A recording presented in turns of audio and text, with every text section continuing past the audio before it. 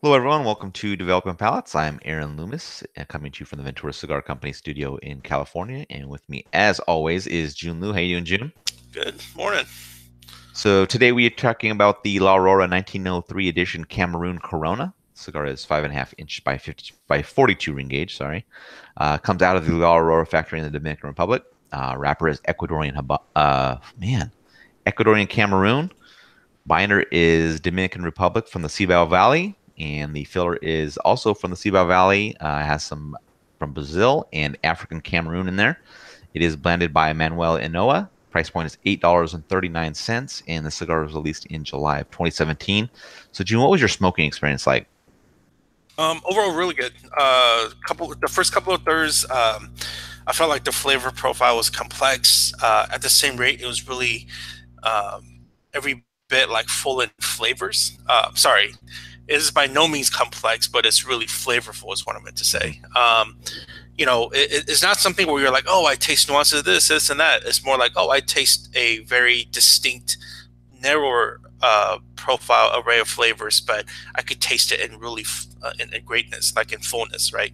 Mhm. So distinct, focused flavors. I got roasted nuts, cream, bread, black pepper, and those flavors really did a great job of like layering my entire palate, so that the entire palate, front, mid, back, like everything was just, it tasted at all of that. Retrohaling, I got a fresher, like a more potent black pepper, something like difference between black pepper that's already been crushed up and grinded, as compared to like you freshly grind it on like your Caesar salad or whatever. Yeah. so so I got more pepper in that sense, fresher doughs, more pungent, and also bigger like notes of like roasted nuttiness.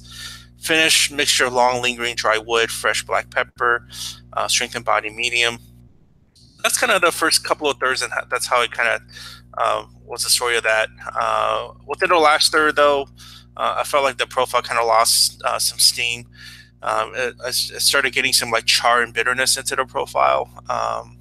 That mixed with the fresh spice, it became a little too much like wood and pepper and just bitterness. So it wasn't as rewarding as the first couple of thirds. Especially when the softer notes, such as like the bread and creaminess, pretty much was entirely gone because of that. In terms of construction, it did okay. I rated the burn to be subpar, which is pretty bad. It was all over the place. I mean, it ranged from tunneling, multiple relights, fairly poor smoke production. But the good part of it is the temperature never really heated up. In terms of draw, I rated it to be very good. It's a little bit loose for my liking, but it's not even a real concern.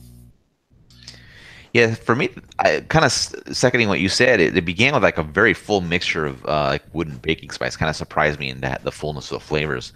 Um, Flavors became a bit more distinct about a half inch in. They weren't as muddled together as they were at the start. Kind of got a light cream that was joining in to help kind of smooth out the wood and the baking spice a little bit.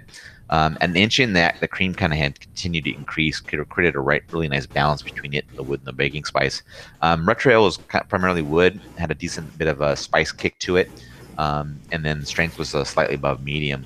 Getting the second third, the wood and the cream up front, a baking spice kind of became a supporting note. At about a half inch in or so, the wood became more defined as oak. The cream was still pairing up pretty well with it, and the baking spice was pretty faint.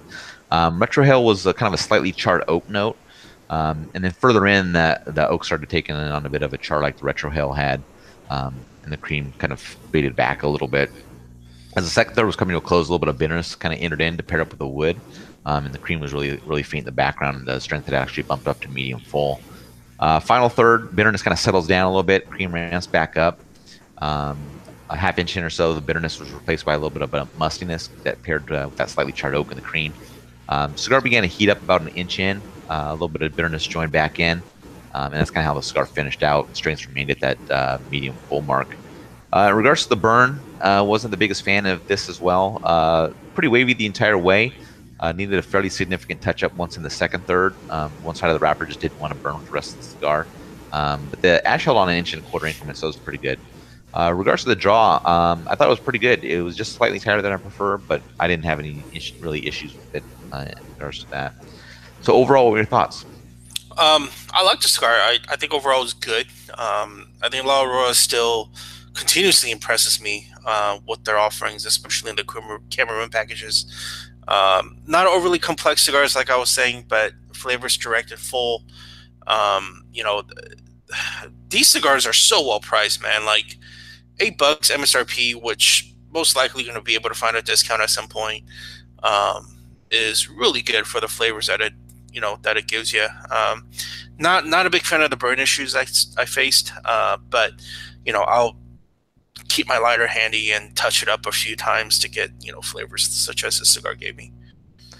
Yeah, like I said earlier, I was a little bit surprised by how full the profile was in this cigar. I wasn't really expecting that, but I think it matched up well. It wasn't like it was just kind of like a bunch of strength or anything like that. It was just really full flavors, I mean, strength did kind of ramp up, but they weren't out of balance really.